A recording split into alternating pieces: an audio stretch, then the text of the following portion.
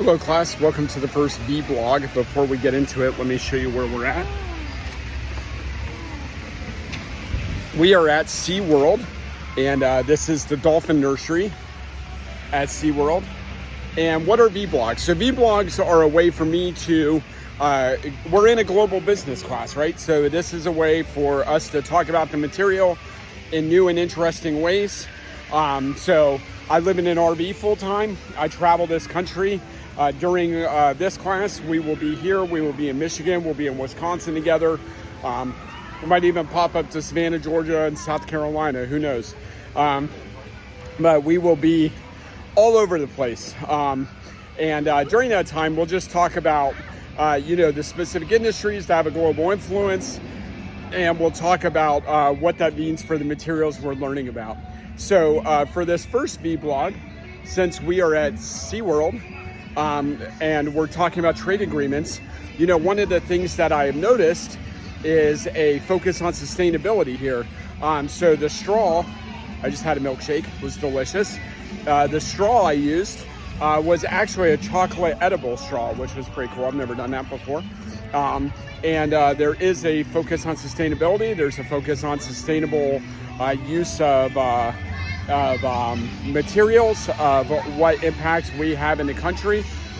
So I guess my question for you is these trade agreements that you're looking at this week, and I think a lot of people are going to pick NAFTA, and I'm going to tell you not to pick NAFTA because that agreement doesn't exist anymore. It's the USMCA. But all these agreements, do they talk about sustainable practices? Are they holding other countries accountable through these trade agreements? Should trade agreements actually have sustainable practices? So these are the things I want you to think about as you're discussing the economic impact of these trade agreements, which is immense. But also questions like, and this gets into bonus questions, which I do for these as well. Bonus question one is, should sustainable practices, should environmental considerations for our planet be in trade agreements? For instance, should we demand that Mexico, in USMCA, Mexico and Canada use fuel flex vehicles, for example? That could be something that that trade agreements could have. And do you think that's a good thing? So that is your bonus question number one.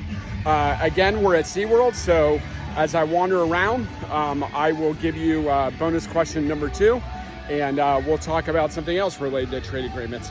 Thank you so much, and I hope you enjoyed this vlog. Hey class, bonus question number two is related to animal rights. So as I walk around SeaWorld, which obviously is known for animals, but also known for big roller coasters, which make me sick. Not the sight of roller coasters, but riding them. Bonus question number two is, all these animal rights laws and organizations if you sign a trade agreement, should you have the same laws? So for instance, we have some pretty strict laws about certain animals that can be killed, cannot be killed, are protected, things like that. So should we demand that a country that we enter into a trade agreement with have those same laws? Thank you. Hey class, bonus question number three. What do you hope to see from these vlogs? What can we do to make them better? Look forward to hearing your thoughts.